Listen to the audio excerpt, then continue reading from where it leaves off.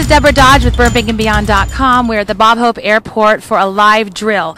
We have all these different agencies involved. They worked very hard for a year. This happens every 3 years. We're going to see what it's like for a hard landing. There's a plane behind us with pyrotechnics involved, as well as 70 passengers on board. They're all volunteers. So let's go take a look at what's going to happen.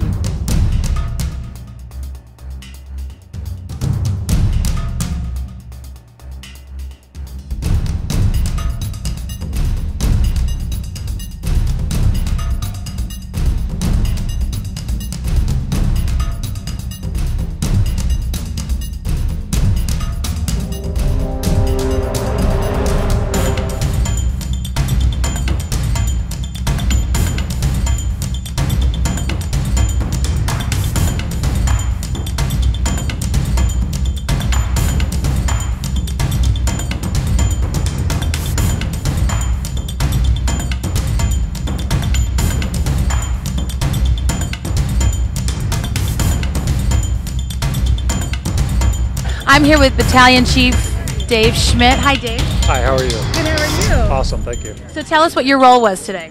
As incident commander, we came in, we had a plane crash. Initial resources came in, did a investigation, what they had, passed the incident off to me. I assumed the role of incident commander on this, set up a unified response with LA Fire Department, with PD units and airport operations. And we set up our command post over here and we ran the operation from here. All the rescue was taking place by the first in companies, crash units put the fire out, and then we set up a mass casualty incident, unified response to transport all the patients out. So how many years have you been doing this? 26 years.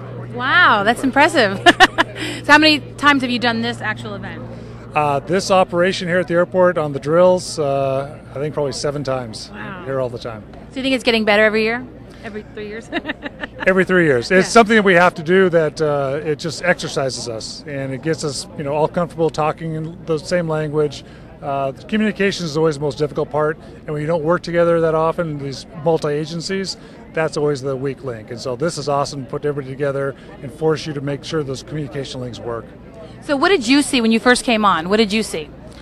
We had 3 fires going in 3 vehicles. We had the plane fuselage up there, multiple victims, and our people are going in, put the fires out, and then making rescues.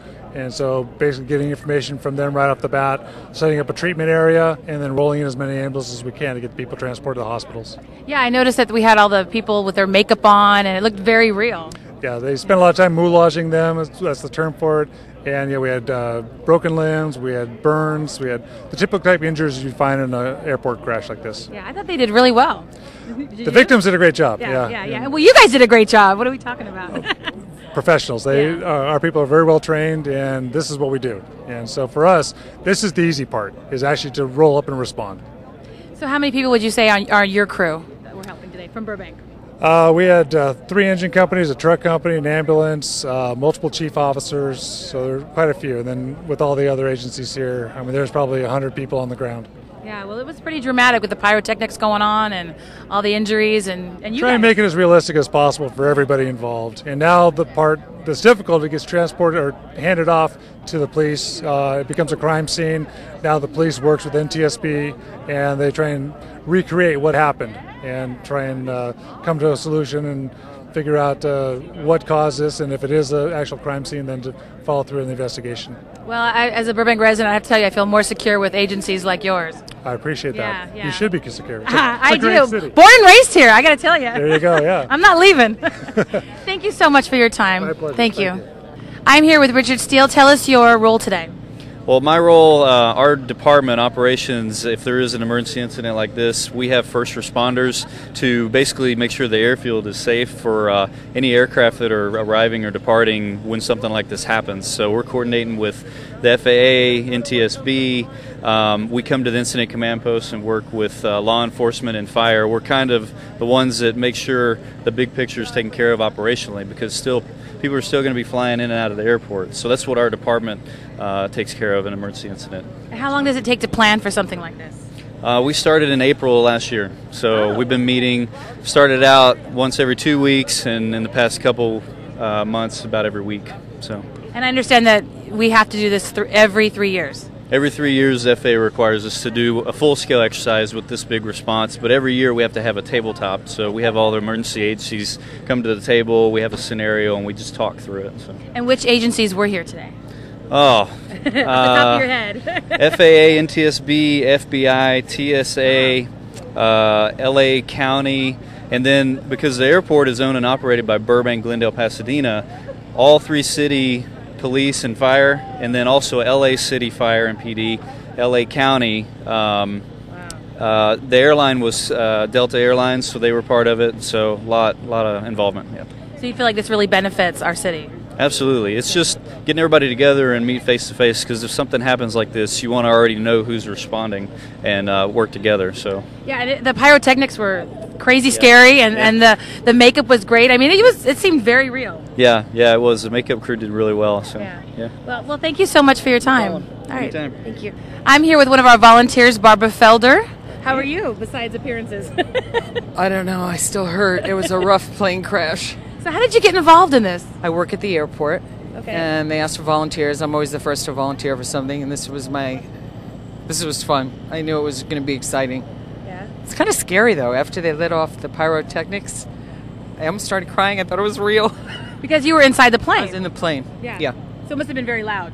It wasn't as loud as outside, I heard, but it was loud. So what was your diagnosis? Well, first I laid in the middle of the floor so no one could get over me. So I said, my back, my leg, where am I? And they went, and I wanted them to lift me up, but it was pretend. Right. So they picked me up, and then, of course, I told them I couldn't walk, and they said, it's a little pretend, don't do it so much. I was milking it. So I slid down the steps, and then I laid there, and they said, can you walk? I go, no. And then it was warm out there, so I was just laying in the sun. And then they were taking everybody else out. So, are you going to leave me here? And I opened one eye, and I said, are you going to leave me here? And they went, no, you're what did they label me? At least I'm not dead. Let's see your label. You don't have a black tag, so that's good. No, I didn't go to the morgue, but I did check it out before I go there, and not where I want to be, but then I won't know I'm there anyway, so it's okay. But it was fun. Did you enjoy it from outside? Yeah, I thought it was fabulous. That scared me too, because that boom, and then all of a sudden all the fire trucks show up. It was exciting. I'll tell you what, I never want to be on a plane that does that, but the response is excellent. Yeah. Excellent. I mean, you felt that the response today was really fast? Yeah. I mean, in real life it would have been more serious. I was kind of joking, but right. I was scared. Yeah. I'm scared. Well, I'm sure they really appreciate your volunteer time today. I hope they did. Yeah. No, this was great for everybody. Yeah. Thank you. What do you do at the airport? Operations coordinator. I dispatch police, fire, emergencies, deal with the public, silly airline questions. I make sure the airport runs properly day to day. Yeah, well, they picked the right person. Thank you. Yeah, Thank you. welcome. You're sweet. Thank you. I'm standing here with Top, one of the firefighters today. Tell us what your first response was when you landed. My initial response was to get on scene and do an initial knockdown of the major fire, which included the aircraft and some of the cars as you see behind the aircraft. And once I was done with that, stage at a rescue position, which is to the aircraft's left front, where rescue personnel can gain access to the aircraft and start rescuing victims. Wow, and how many people would you say are involved today? Not including the 70 volunteers that played the victims, I'm going to say over 300-400 from the surrounding cities, and which includes Burbank and LA City. And would you say this is very lifelike? Pretty much as close as you can get, minus all the injuries. Yeah. And what do you think people benefit from this?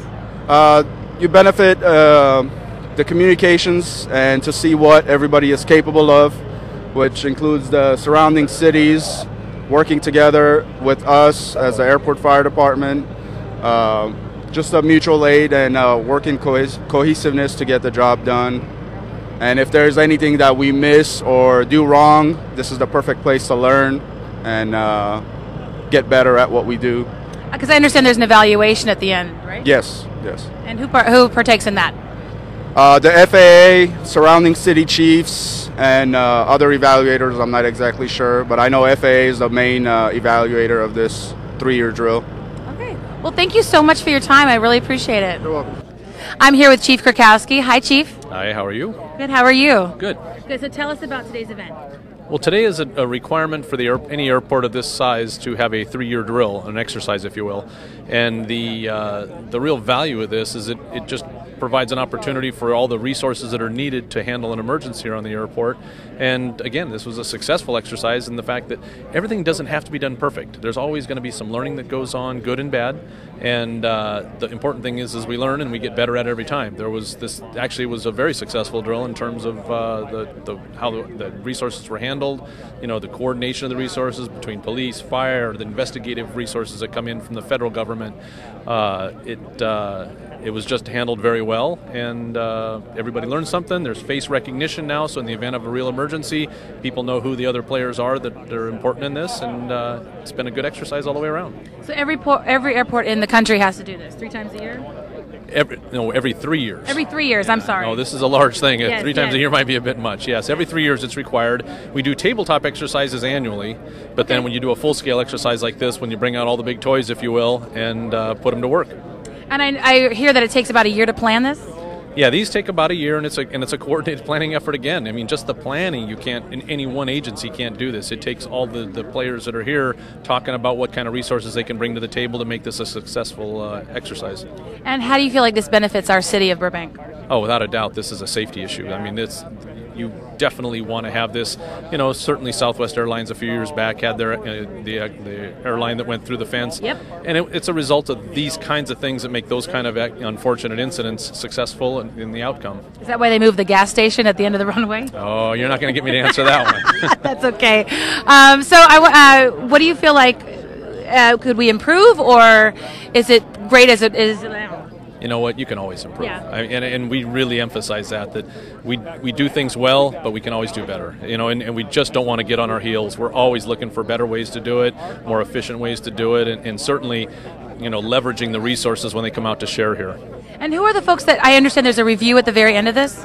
Yeah, they do something called, it's a hot wash, if you will, but it's an opportunity for all of the players that were here to talk about what they feel they did well or what they feel that they did not do well.